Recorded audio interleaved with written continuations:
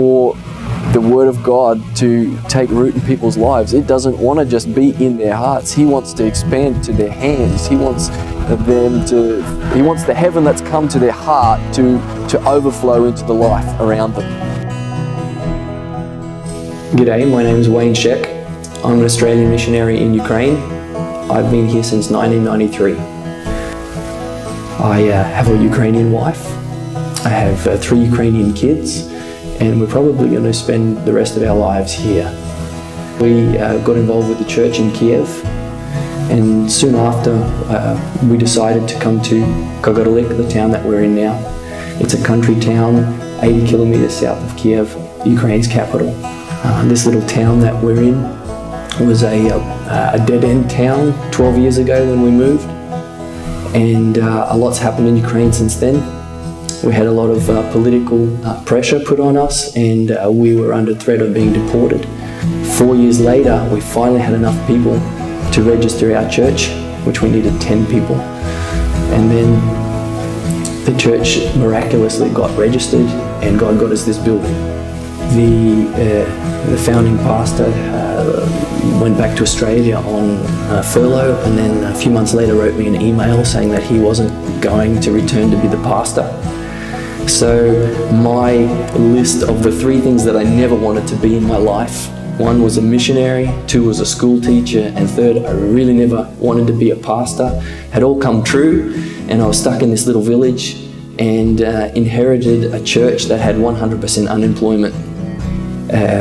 We got involved with people's lives. It got dirty, it got real. We have a great vision for the town, but we understand that nothing happens fast in Ukraine. It's going to take a real long time. It's going to take generations to do what we believe the Lord wants us to do. So we're not just involved in church planning, we're here for community transformation. The most interesting stuff is when you're in a culture that's broken, that's not working, and people are jobless, they have no income, and they have no hope for their future. So we got involved in trying to put bread on people's plates, and that involves changing lives inside, and it involves helping them with life skills, and then them projecting their faith into the community so that people can see the difference and see that God really is who He promised to be in the Bible. One time we came back from Australia.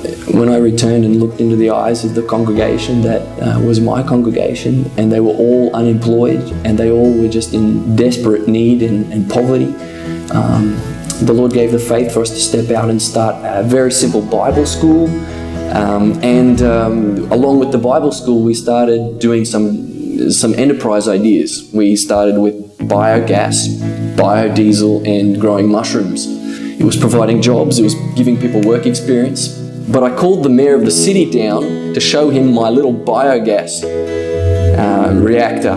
But when a lady came out of the basement of the church with a whole tray of mushrooms, suddenly it clicked with people that these Christians are putting their money where their mouth is. They're here to stay, and they're here not just to talk. Words mean nothing here. Words are what you said when the KGB come knocking on your door so that you wouldn't disappear to go to Siberia. So when we say things here, it means nothing. So when we talk about the Word of God, it takes a long time of showing who we are by what we do, putting our faith into action day in, day out, so that finally they see that words do mean something. We said it, we did it, and we will continue to do it. And that's who our God is. He doesn't change.